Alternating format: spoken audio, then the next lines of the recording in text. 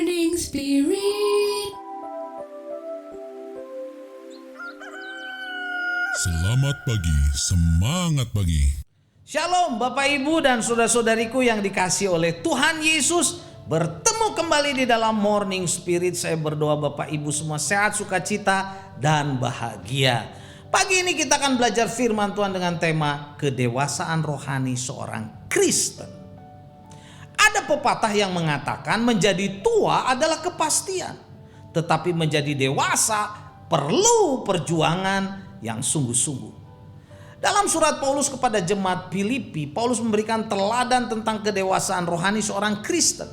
Walaupun dia ada dalam penjara di Roma, saudaraku, dalam Filipi 1 ayat 2 sampai 5 kita melihat 4 ciri kedewasaan rohani seorang Kristen yang ditunjukkan atau diteladankan oleh Rasul Paulus kepada jemaat dan juga kepada kita. Mari saudara kita akan belajar 3 ciri itu. Yang pertama, ciri kedewasaan rohani Kristen yang pertama adalah hati yang selalu mengucap syukur. Filipi 1 ayat 3 berkata, "Aku mengucap syukur kepada Allah setiap kali aku mengingat kamu."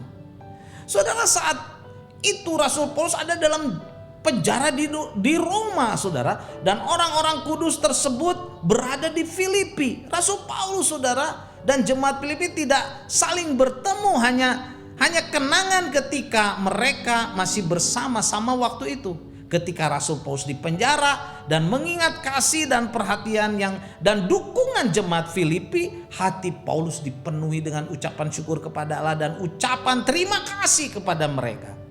Bagaimana dengan kita, saudara?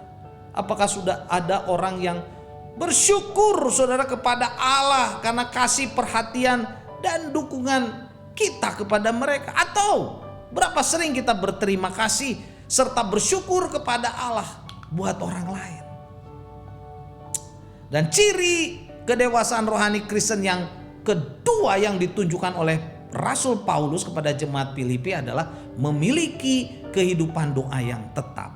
Filipi 1 ayat 4 firman Tuhan berkata, "Dan setiap kali aku berdoa untuk kamu semua, aku selalu berdoa dengan sukacita." Jadi Paulus, saudara, mengatakan dia selalu berdoa bagi jemaat di Filipi atau gereja di Filipi. Ini membuktikan, saudara, bahwa Rasul Paulus berdoa setiap hari bagi jemaat di Filipi. Mereka selalu ada dalam pikiran dan doa Paulus. Rasul Paulus berdoa dengan menyebut semua, bahkan gereja-gereja yang dia ketahui. Dia menyediakan waktu untuk berdoa, saudara, bagi masing-masing gereja, saudara. Sudahkah kita berdoa untuk gereja kita? Untuk setiap para pelayan yang melayani di gereja, untuk setiap guru-guru sekolah minggu, untuk kaum muda, remaja, untuk setiap jemaat, untuk setiap hamba-hamba Tuhan yang melayani sudah di gereja kita. Mari kita berdoa juga untuk bangsa dan negara kita Indonesia supaya diberkati oleh Tuhan. Mari kita berdoa, saudara, untuk banyak orang supaya diselamatkan. Haleluya. Dan ciri kedewasaan rohani Kristen yang ketiga yang ditunjukkan oleh Paulus kepada jemaat di Filipi adalah selalu bersukacita. Filipi 1 ayat 4b, saudara, "Aku selalu berdoa dengan apa?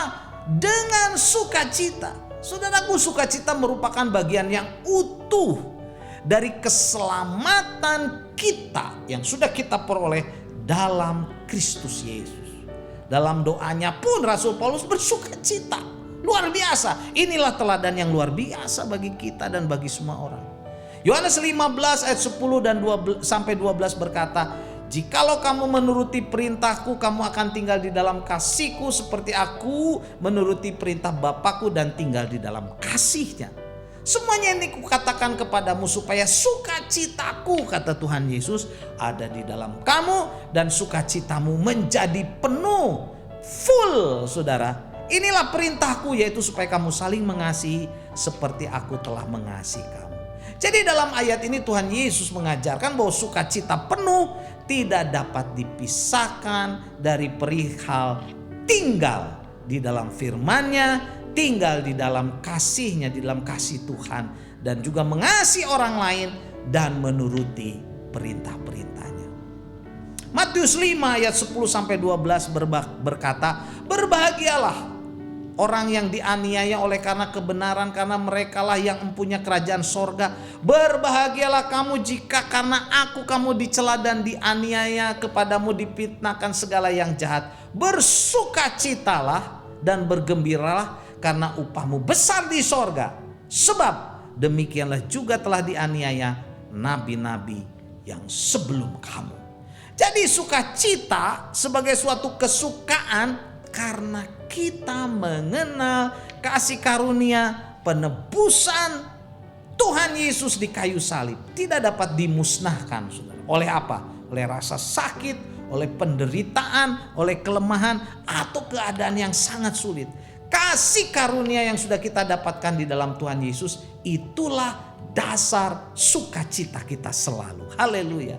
Dan saudara, yang terakhir, yang keempat, ciri kedewasaan rohani Kristen yang diteladankan oleh Paulus adalah senantiasa bersekutu atau rindu untuk senantiasa bersekutu. Filipi 1 ayat yang kelima berkata, aku mengucap syukur kepada Allahku karena persekutuan dalam berita Injil mulai dari hari pertama sampai sekarang ini. Puji Tuhan. Jadi persekutuan antara Paulus dan jemaat di Filipi bukan hanya persekutuan di dalam Kristus seperti biasa saja, saudara, tetapi juga dalam persekutuan dalam pemberitaan Injil. Orang Kristen atau gereja yang sudah dewasa rohani pasti mau terlibat, saudara, dalam tugas pemberitaan Injil Kristus untuk keselamatan dunia. Itu pasti itu, saudara. 2 Korintus 8 ayat 3 sampai 4 berkata, aku bersaksi bahwa mereka telah memberikan menurut kemampuan mereka, bahkan melampaui kemampuan mereka. Dan dengan kerelaan sendiri mereka meminta dan mendesak kepada kami supaya mereka juga beroleh kasih karunia untuk mengambil bagian dalam pelayanan kepada orang-orang kudus. Mereka memberikan lebih banyak daripada yang kami harapkan. Mereka memberikan diri mereka pertama-tama kepada Allah, kemudian karena kehendak Allah juga kepada kami. Jadi saudara, orang Kristen di Filipi memberikan sumbangan dalam bentuk materi, saudara, doa juga kepada Paulus ketika Paulus memberitakan Injil dan ketika ia ada di dalam penjara di Roma. Inilah persekutuan yang indah yang terjadi antara Rasul Paulus dan jemaat Filipi, yang menjadi teladan bagi kita. Persekutuan di dalam tubuh Kristus atau gereja, dan juga persekutuan saling mendukung di dalam pemberitaan Injil, dalam pelayanan, saudara, untuk keselamatan dunia dan umat manusia. Haleluya.